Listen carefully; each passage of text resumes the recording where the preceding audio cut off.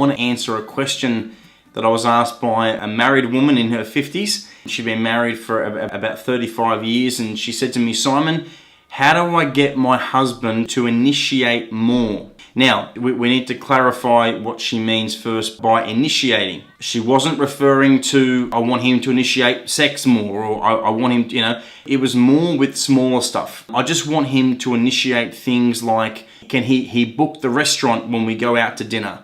Or for my birthday, I want him to just initiate, take charge of that, go out and, do the work and finding out what I really would like, and then buy me something that I would like, With decisions like where we were going to send our kids to school, I wanted him to be involved in that.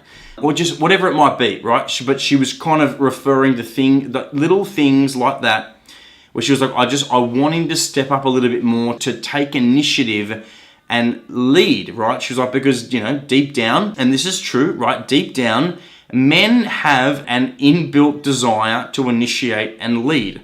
And women have deep down a desire to be led and to receive. Okay, now if we have a problem with that, and I wouldn't be surprised if well, there are a lot of people that would not agree with that, but it's inscribed into our bodies as male and female. Amen. If you look at the sexual organ of a male, his sexual organ is outside his body. Okay, he's called in the act of love making. He is called to be the giver of the gift of love, to initiate, to lead. With the woman, and her sexual organ is inside her body, okay, which reveals she is called to actively receive the gift, to nurture that gift, and then to bless her husband by giving a gift of herself back to him, right?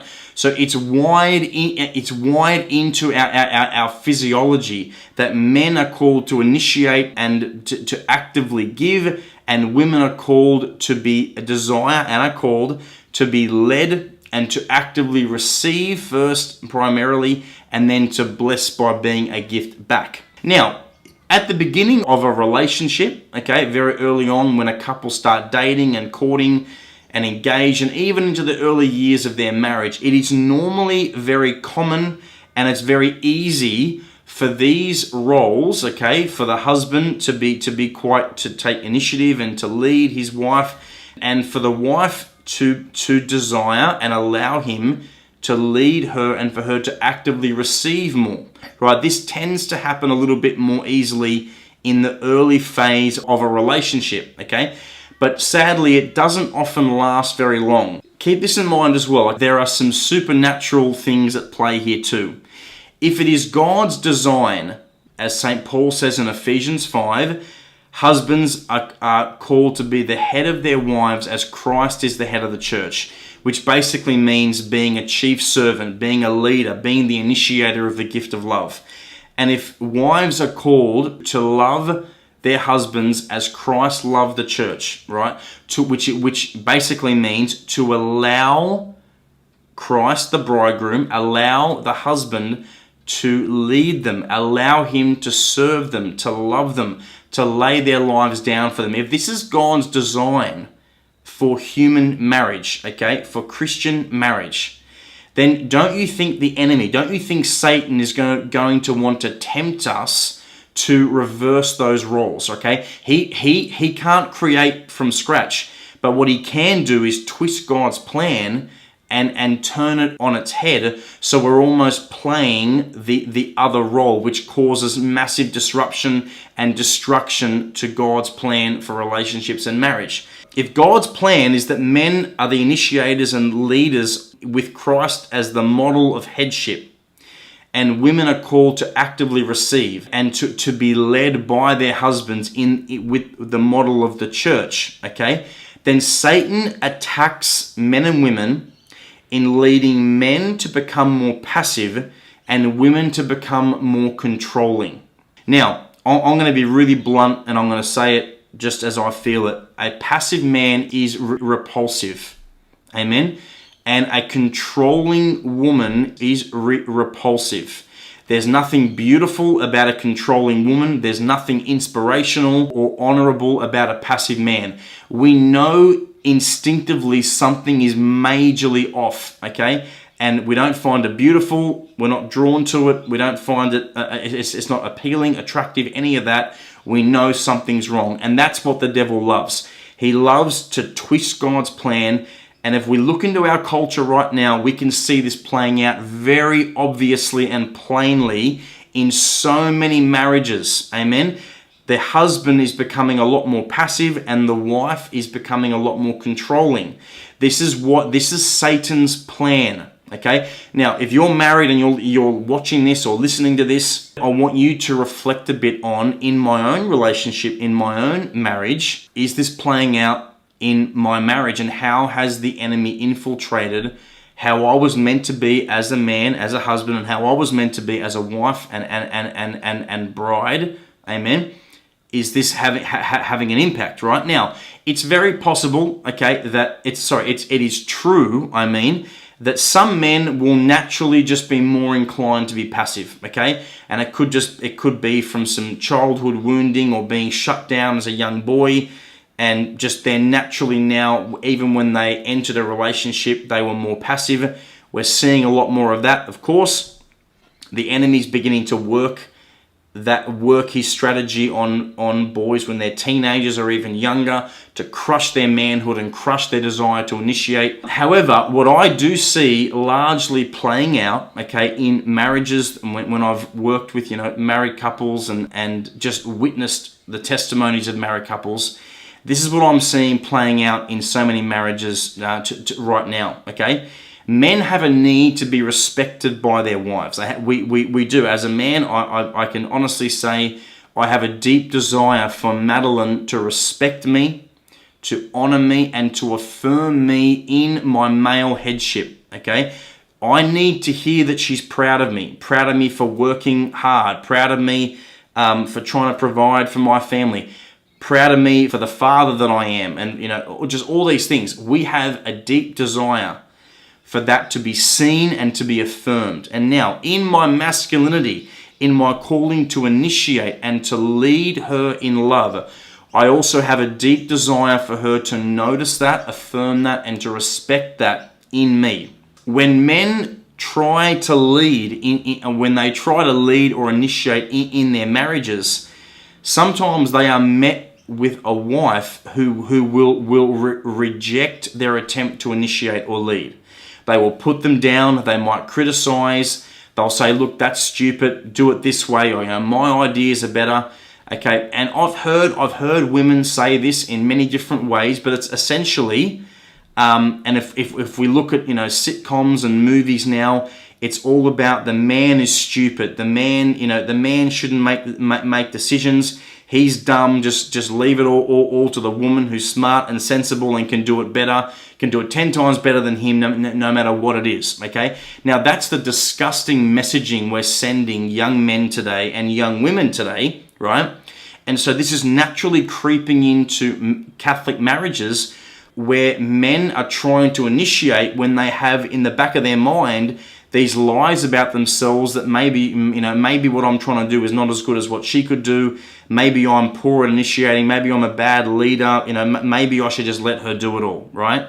And then there's a temptation for the wife to be like, you know what? He's so stupid. He knows that's not the best way. There's an obviously better way to do that. And if he would just let me do it all, we'd have a much better marriage. We'd get along better. I'd be happier, right? So these are temptations. Now we have to see that these are our strategic temptations from the devil. Amen. He wants the men and husbands to become passive, and he wants women and wives to become more controlling. Amen. And to rule over, to kind of be more dominant over the husband. And the only way for this to happen, the only way for the woman to become more, to dominate the husband, to become controlling over the husband, is for her to systematically put him down, to criticize, okay, to make him feel like his decision making and leadership is poor, which is so destructive to a healthy relationship. And so over time, the husband will start, he might begin doing it at the beginning, and he'll start initiating, but she'll crush him or criticize him or put him down and say, no, we're going to do it this way, or that was dumb, we're going to do it this way, right? But there's only so long a man can handle that before he says, you know what, will you do it? You know what? If you keep complaining about what I'm trying to do and how I'm trying to lead, you complain about the restaurant we go to, you complain about the birthday present, you complain about the mass time I wanted to go to, you ask me for advice, but anything I say, you turn it around in a way that makes me feel stupid, and we end up doing what you want to do all the time anyway, right? Now, however, the wife still complains in her 50s, right? How do I get my husband to initiate? How do I get him, right? Really, what she's asking is, how do I get him to do exactly what I want him to do all the time? Amen? So when a wife is complaining that her husband doesn't initiate enough, it's probably not that he doesn't initiate enough. It could be now because he's so wounded by how critical you've been. Amen? But it's likely because you were expecting him to think and do everything the way you wanted it to be done, which basically robs him of his masculinity anyway, right? If you just want someone to do whatever it is that you want, then you should have stayed single. Amen? Now, wives, I've got some hard-hitting news for you and something to reflect on and to pray about. Okay, look, this is definitely a bit more of a harsher content piece here, and I understand that. But I want you as the wife, if you have been in a relationship or in a marriage where you've asked yourself, I want him to initiate more, he doesn't initiate enough, I want you to ask yourself, take a really good look at how have you treated him. Take a really good look at yourself if you complain that your husband is passive, because it is very likely that you have criticized him and crushed his masculinity out of him, and he's actually given up on trying to initiate or trying to lead, and he is allowing you to control the marriage, to control everything, because he's like, you know what, at least if she gets what she wants every time, then it's less stress on me and less pressure on me. I don't have to do it. If I suggest something, she'll change it anyway, so she can just do what she wants, okay? So I want you to ask yourself, when did your husband close? And when I say close, I mean, when did your husband seize up and stop initiating how he used to at the start of your relationship with him? Okay? Now, it might have happened when you were still dating, or when you were courting, or you were engaged. It could have happened on your honeymoon. And by the way, I have spoken in great depth with Madeline, my wife, and we have both shared ways which, not to our knowledge at all, ways that my wife had wounded me in my masculinity, and ways that I have wounded Madeline in her femininity. And some of the deepest wounds that we have issued to each other happened before we even got married. Amen? Which for me is really hard hitting and striking, because I think in those early stages of a relationship, okay, we're so new to it, we're learning how to love well, and we make a ton of mistakes. But unfortunately, some of the mistakes that can be made while in a courtship or in an engagement can be having a lifelong wounding impact on your spouse. And so there are things where I felt like I closed to Madeline, okay, because of something that was said or done when we were engaged. And there are things that I did and said to Madeline that made her close when we were just dating, amen, having no idea the impact that these words or actions were going to have on us. But we've now had to really go through a process of healing through forgiveness and extending mercy, and by praying for each other and by receiving spiritual direction and mentoring through these wounds, right? They run very deep. And we've only been married 5 years, right? If you've been married 20, 30, 40 years, right? Could be just one thing that you said to your husband on the honeymoon or before, while you were engaged, that is still wreaking havoc in his masculinity right now. And so for the wives, I want you to ask yourself, when did your husband close? When did he change? When did he become wounded and stop loving you in the same romantic way that he used to? Or stop initiating by buying flowers or chocolates or going out on dates? And then have a really good think about it. Well, did you ever yell at him for buying roses that were too expensive? Did you ever, tell him, well, I don't like these chocolates. I don't know why you get me these chocolates, right? But then not telling him which ones you like, right? Have you ever yelled at him or been critical when he's booked a restaurant and it wasn't your favorite restaurant to go to, or you didn't feel like that on the night? Has he ever bought you a birthday present and you got angry with him because it wasn't the cheapest version, right? Or you could have saved money on that. He booked a holiday for you and it wasn't the place that you wanted to go, right? These things, which on the surface might sound insignificant, they are massive. They are massively destructive and harming to a marriage just by the way you could have looked at him or responded or spoken to him. Amen? So I want you to ask yourself, and you probably, if you start digging, you will probably know exactly when it was that he closed.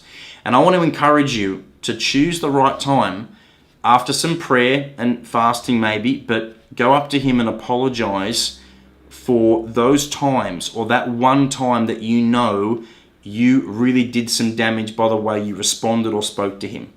Amen? So from today, after you have some time to reflect on that, ask for forgiveness for how you might have been critical to his masculinity and when he initiates and tries to lead.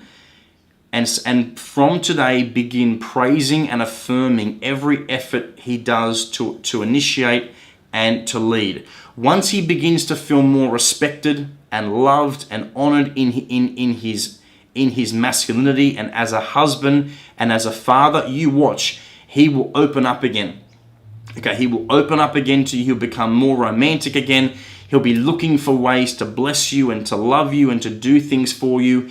He will become more proactive, okay? He'll begin booking restaurants again and buying flowers and doing these things. But provided your response is encouraging and affirming and he feels praised and noticed in his masculinity, you watch, he will open up and begin doing these things again. Now, on a quick side note before I finish, I'm not saying that you're not allowed to give feedback, okay? If my wife hated a particular restaurant and I happened to like it, and she said to me one day, you know what, Simon, of course you choose where we're going to go out for dinner tonight. And I picked this restaurant and she's not a huge fan of it, right? And we go there and I love it and she doesn't really enjoy it, but she's like, oh, well, I can't crush his manhood, so I'm not going to say anything. This is not a true story, by the way. I'm just making it up. But then we go home and then the next week, let's go out again, and I pick the same restaurant because I love it and I think she loves it, but she was lying because she didn't want to hurt my feelings. And then we go out the next week and the next week and the next week. Okay, I'm not saying that you're not allowed to voice where you stand on things like that, right? I'm not saying that being a woman and being led and being receptive means not being allowed to voice how you're feeling, right? That's not what I'm saying at all. What I'm saying is, if he happens to book a restaurant one night and it's not your favorite place to go, or it's not exactly what you would love, that's not the place you want to go the most, just go, right? Go and affirm him for trying to lead as best he can. Amen? However, if you begin going to the same restaurant that you don't really enjoy all the time because he thinks you like it, there's nothing wrong with I wouldn't do it right as he's asking you to go there. I'd do it in a moment where he feels loved and respected by you. And I'd say, you know what? I just want to let you know that particular restaurant, I'm not a huge fan of that place. I much prefer this, and these places, right? So what you're doing is you're helping guide him by saying, these are some of the places I really love to go, and I don't really like going to these places. And so what that does is that gives him, right, ammo, right, to then be like, okay, so when it comes time for me to initiate, I now know these are her 4 or 5 favorite places to go. Amen? Or if you buy, if he buys you flowers and he's buying you one particular kind of flower over and over and over again, okay, you can say, you know what, again, not right as he gives you the bunch of roses, right, or not as he gives you the lilies, at a time other than that, so he doesn't take it personally or get hurt by that gesture being what he believes is being knocked back. But you can say, look, I just want to let you know, these are some of my favorite flowers, and these are not as much my favorite flowers. So then he now knows, okay, awesome. She doesn't really like these, but she likes these, and I can have fun initiating with those particular flowers. Amen. So sorry that went a little bit long, but I hope that is a helpful insight. Okay. But that is how I would encourage you, wives, okay, and ladies, to encourage your husband to initiate more. Amen. God bless you all. Thank you.